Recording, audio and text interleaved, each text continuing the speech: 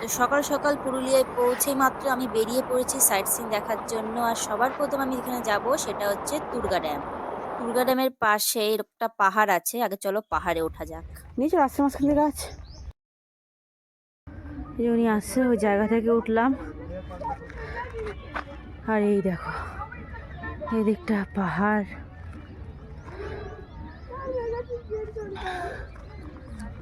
ওই যে ওই দিকটা পাহাড়ের দিকে যাচ্ছে, দিকটা ড্যাম।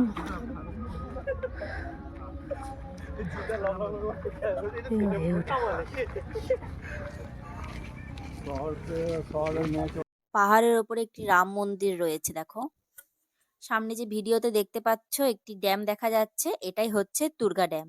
আর দেখো চারিদিকে কি সুন্দর পাহাড়ে ঘেরা, একদম মাঝখানে ড্যামটি। সত্যি তুর্গা ড্যামের পরিবেশটা অসাধারণ দেখতে।